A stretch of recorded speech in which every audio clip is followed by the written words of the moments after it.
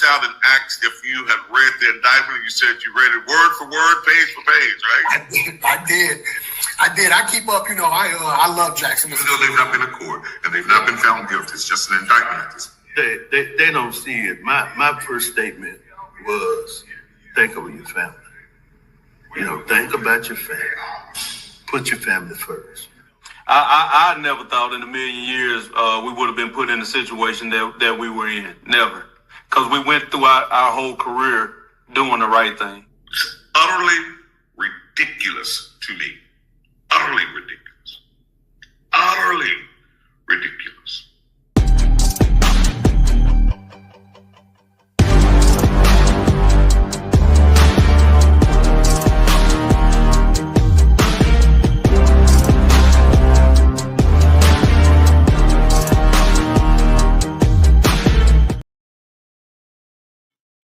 And good evening, everybody. Welcome to tonight's edition of the Othor Cain Show. Glad to have you here on a Tuesday evening. Glad to have you aboard. Thank you very much. Listen, thank you to all of our subscribers. We're going to create this little group and do some really good things for our subscribers coming up in just a little bit. If you haven't taken the time to subscribe, please do something. Like my head is bouncing all over the place.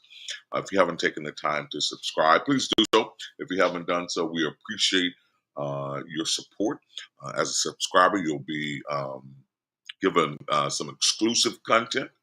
You'll be made aware of things that are happening in advance, right? And you'll get lots of good additional news stories as we continue to push to try and tell our own stories and to be in control of the narrative. Outside of that, I really do appreciate your responding to posts, sending stars, doing all of the good things. And as always, we appreciate your financial support as well. Lots of stuff happening, a lot of things coming up that we're excited to be talking about. Coming up, hopefully within the next few days, we'll have an opportunity to talk about the 1877 project, a project that's happening at Jackson State University, where alumni and stakeholders and friends are coming together to really put some pressure on IHL about picking the next president of the university. They want to be involved in a very serious, meaningful, and impactful way in terms of determining the next president, right? They don't want smoke and mirrors. They don't want you to toss a bone and pretend like it's involvement when he really isn't involvement. So they want a real seat at the table. So I'm excited to be able to share that story with you. Also excited to be able to share a story about Jackson's own Cheryl Turner, as she has become the next international president of Delta Sigma Theta Sorority Incorporated. Local girl, international president. That's a big deal for Mississippi and in particular for Jackson, Mississippi. We're not going to be long tonight, but we did want to at least pop on for a little bit to talk about Malcolm-Jamal Warner, the death of Malcolm, the death of our beloved Theo. Born in 1970, died this past Sunday. And I would say this first death has been so heavy lately. I mean, 2025 has been a rough year, right? It's been a rough year. I've had some personal losses. My aunt recently died, the last of my mom's siblings, and that hit kind of hard. My minister's son died. He and Jamal roughly around the same age. He died recently. So death has been heavy. And when I heard the news on Sunday about Malcolm-Jamal Warner, I was like taken aback, really. And I'll tell you the difference between some of these deaths. So like when Kobe died, Kobe was like this legendary, iconic figure. And it hurt because of that, right? When Chadwick Boseman died, an amazing actor, public figure, and his death hurt because of that. Kobe Bryant, this iconic, legendary figure, sports figure. Chadwick Boseman, this iconic actor, right? But with Malcolm-Jamal Warner, man, it feels like family died, right? Watching the Huxtables, you know, all those years ago, not missing a Thursday night episode, as Dr. J said, um, um, watching him evolve, right? The middle child of the Huxtables, and Theo is based on Enos Cosby, the only son of Bill Cosby. Watching this guy who I think started this show at 14, right? For many young black men, and in a lot of cases, black men, period, seeing him on the Cosby Show was the first glimpse of a young black man on TV, right? Um, he was iconic. He took that character, he developed that character, and it was just simply amazing. So we kind of grew up together, right? We grew up together, and Theo was the guy, right? Theo was the guy, and because he was so profound, I've been watching so many clips. Y'all know me. I go down these rabbit holes, right? I go down these rabbit holes when something is near and dear. I just dig until I can. I've definitely gone down the Malcolm-Jamal Warner rabbit hole, and I watched a clip yesterday. And even though I don't really like the show The Breakfast Club, I can't stand Charlemagne. I don't like that show at all. But I watched a clip of Malcolm on there, and he talked about his name. He talked about how much his dad instilled in him. He talked about spending summer vacations with his parents, and his dad would have him reading these books on summer vacation. And he was like, man, why do I got to do all of this? And it's summertime, and it's vacation time. And he talked about his dad instilling greatness in him, preparing him for something great. Had no idea what platform he would have, had no idea how he would use all of that knowledge and all of those teachings that his dad drilled in him. But he said on the Breakfast Club, he said, my dad was preparing me for greatness. I believe he achieved that greatness. One actor simply said, rest well, King. You have no idea of the impact that you made. You have no idea of the impact. And then not only was Theo an actor, musician, a poet, a writer, um, he was just an incredibly, he appeared to be an incredibly just super cool, super nice dude who really cared about his community, and even after the Cosby Show, he continued working. To me, he is one of the best examples that was out there about a child actor turn to a successful adult actor, like a child star, really transitioning into adulthood and maintaining that line of integrity, right? Um, Theo was that. He was our Theo, man. It honestly felt like, for me, it still feels like for me, that we've lost another family member, right? Who didn't look up to Theo, man? Goofy. And there's a little montage, um, that we have with some favorite clips of him. Just iconic, man. Just iconic. Absolutely iconic. I don't know about y'all, but 2025 has been rough. death has been a little heavy. But feel free to join, share your thoughts. If you want to be pulled into this stream, you can do that as well. But we'd love to hear your thoughts.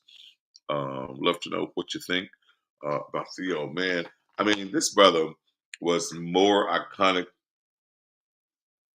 than he even knew, right? Than he even knew. You know, after the Cosby Show, he continued to build a diverse and acclaimed career. It starred rather in the UPN sitcom Malcolm and Eddie. The Cosby Show, I think, went off the air in '92. I think '92 is when it went off the air, and so from 1996 until 2000, he starred in the UPN sitcom Malcolm and Eddie. And he also held recurring roles in numerous TV dramas and comedies, including Major Crimes, Suits, Community, The Resident, Read Between the Lines, Jeremiah, and 911. So I'm literally saying at 14, he was in front of millions as Theo, and he continued up until his last day. Family man, leaves behind a daughter and a wife. And I would say this to you, you know, Malcolm-Jamal Warner is someone you rarely, if ever, heard about anything going on in his personal life. I was reading something today, and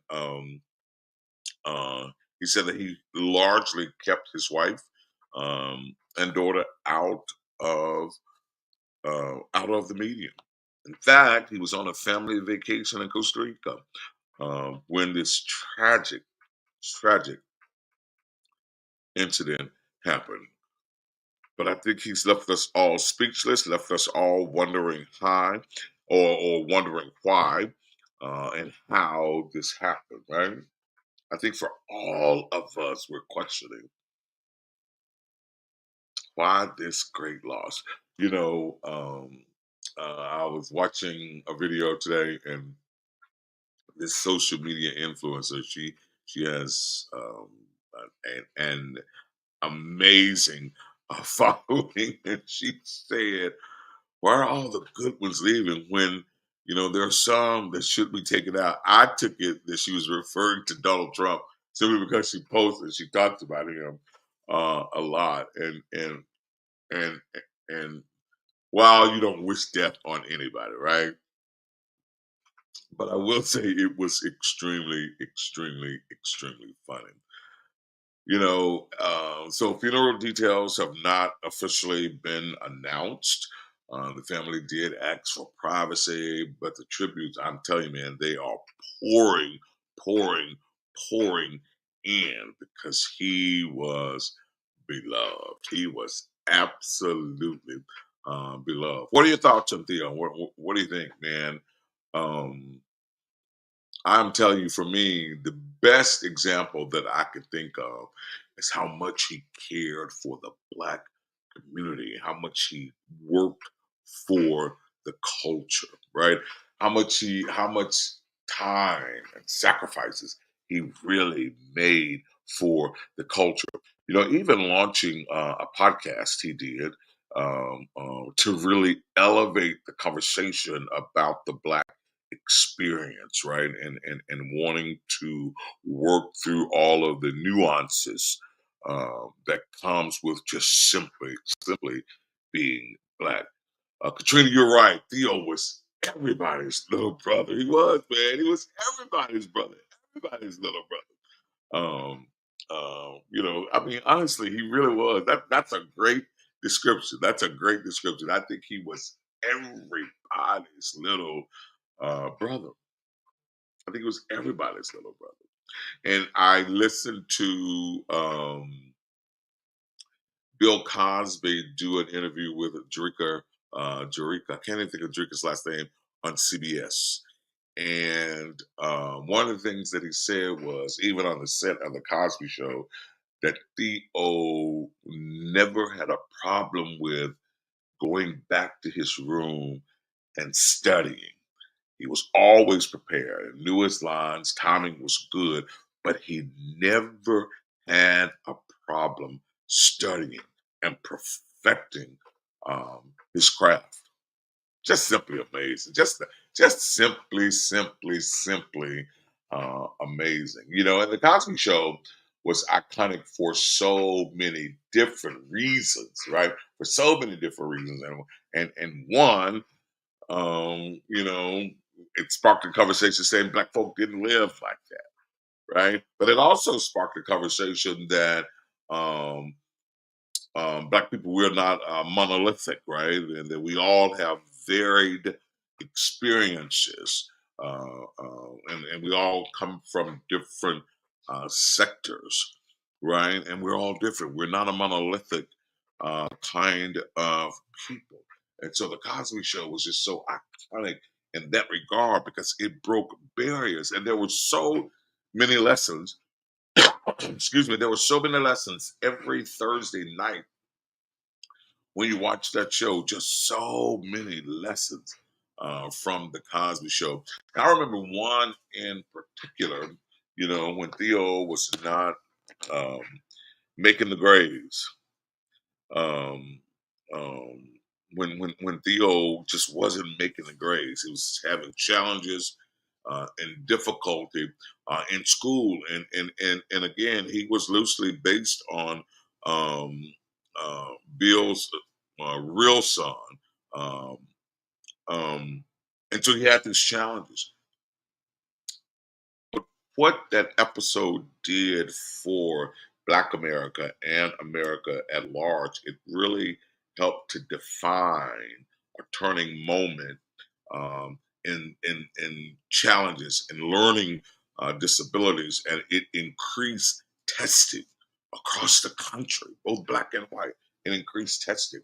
And so I think that Malcolm-Jamal, that within itself, playing that role in causing America to react to that and to go get tested and to realize the learning challenges. It was historic. It was historic. Katrina says it's funny that Caitlin doesn't know him as Theo, but a physician on the resume. Yeah, right. Because of the generation gap, right? So yeah, a lot of these youngsters don't know about the Cosby Show and how iconic that show was, and how it is still necessary today, right? How it is still necessary today. And Malcolm defined it, he owned it, and he delivered it every single week, right? He did. We all wanted a Gordon Gartrell T-shirt or shirt, yeah. As ugly as it was, we all wanted one, right? We all wanted one of those shirts. You're absolutely right. You're absolutely right, Dr. J. We all wanted. Yeah, Katrina, real life scenarios were played out on the Cosby Show every single week. You know, and then even the spinoff of Different Worlds showing Black college life. There was just so many lessons from the Cosby Show. It was just unbelievable, unbelievable. You know, and it showed a Black family unit. You know, that we all could aspire to be. Right? It showed a real Black family unit. Two successful. Um, uh, Black parents, and they dealt with real life issues, just real life issues. They really did. They really, really, really did, man. And this is such a tragic, untimely loss. It really is such a tragic, untimely, untimely uh, loss. Just almost unthinkable, man. Almost absolutely unthinkable. Sean says, I still watch The Cosby Show almost on a daily basis. Every time I can catch it. Me as well, right? Every time I can catch it. It's because it's still on point. There's still lessons that you can learn, man. I'm telling you. You know, there's this thing called appointment TV, right? Appointment TV, when you literally schedule when you're going to watch. And I am telling you, every Thursday in America, I know every Black household was glued to the television set for appointment TV.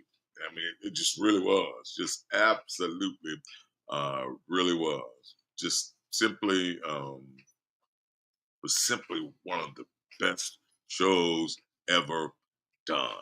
One of the best shows ever done. Dr. J, I don't know if you have that clip of that montage of episodes. Do you have that?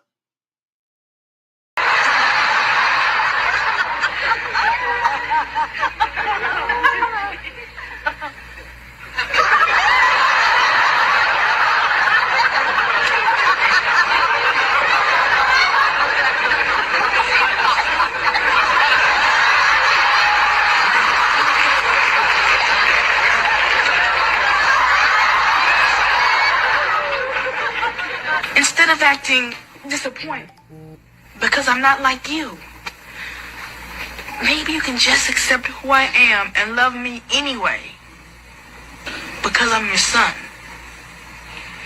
That's the dumbest thing I've ever heard in my life. No wonder you get D's and everything. Just want you to do the best you can. That's all. I'll try, Dad. Yeah. I really will. All right. I love you.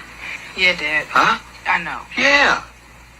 And maybe your mother loves you too.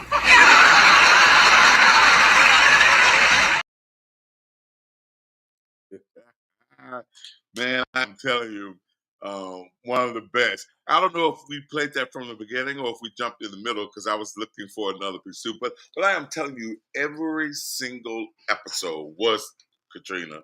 Katrina, the topic the next day at school. Every single episode. Every single episode, right?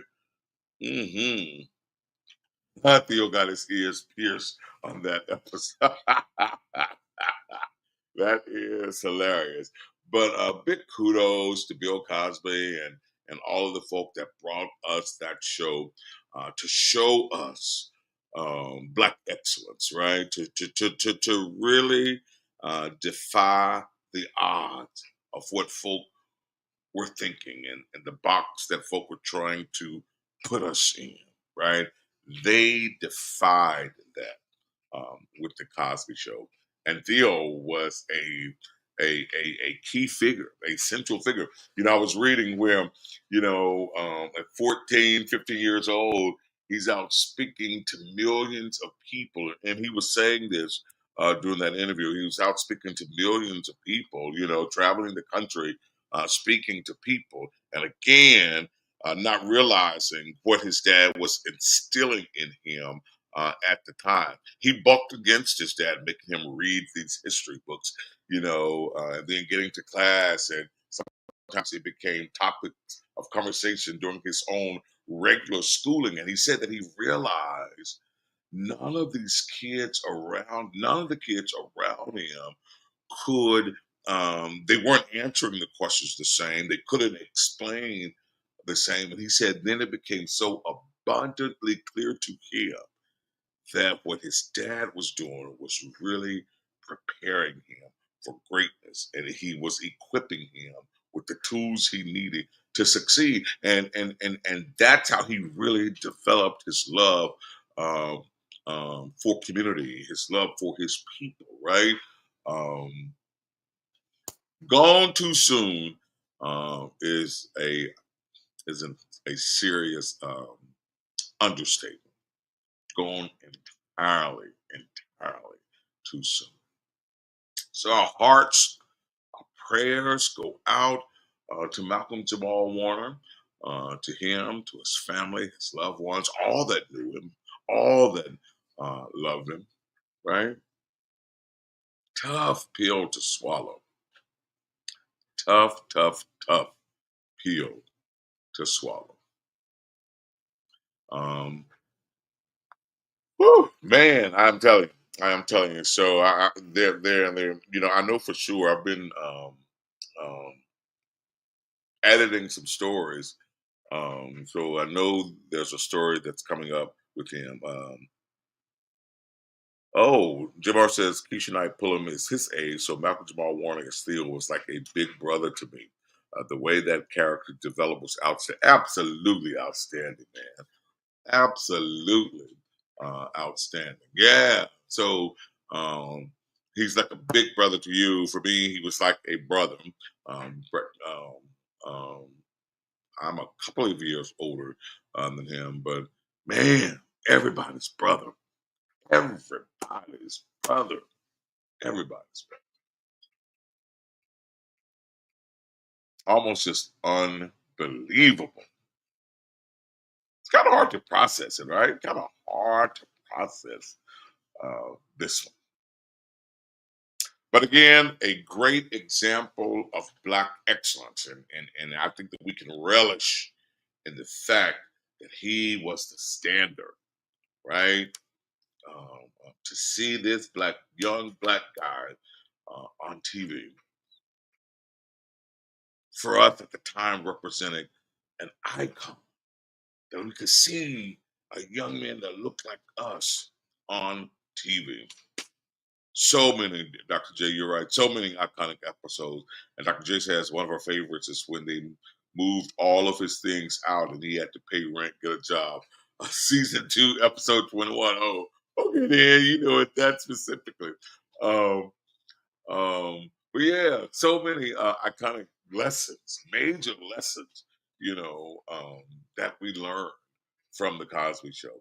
Uh, so many lessons that we learned. All right, guys. Well, we promised not to be too long tonight. We just really wanted to share our thoughts, offer our condolences, our well wishes to such an iconic figure. He changed the landscape, right? He changed the landscape. And I do like the fact that although he was in the public's eye, the public was not in his eye. He didn't expose his business, man. He shielded himself from all of that foolishness, from all of that stuff that Hollywood can bring out. He shielded himself, his wife, his daughter. He did. He did. He's our Theo.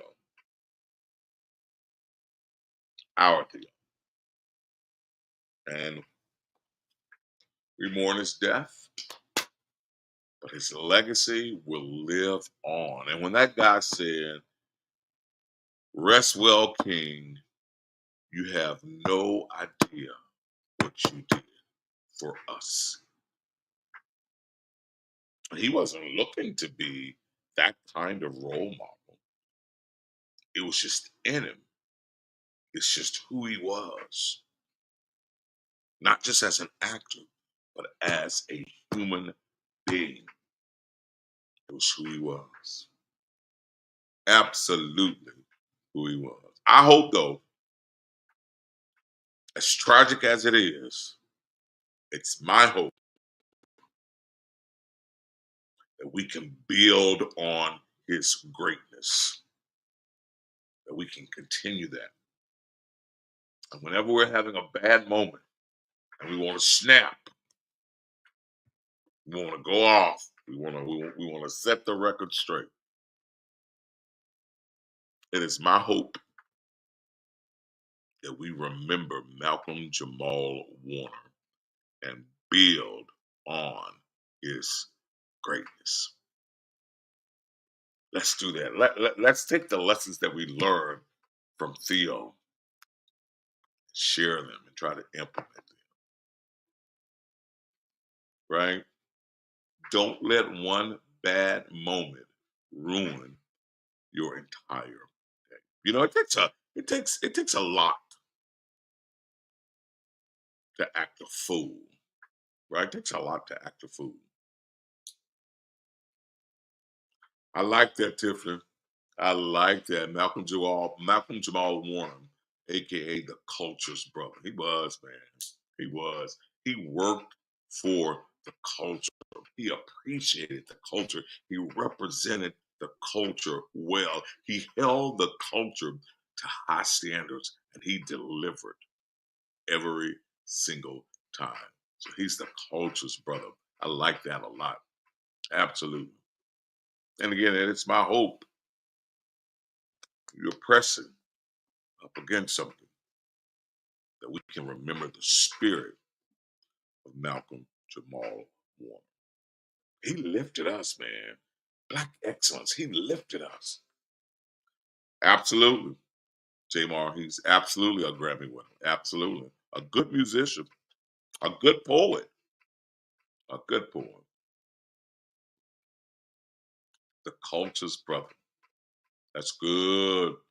That's good. And given the state of affairs that we're in now, given the state of affairs that we are in now, what we're experiencing right now, let's represent the culture. Fam, we are all we got. We are all we got. We're all we got.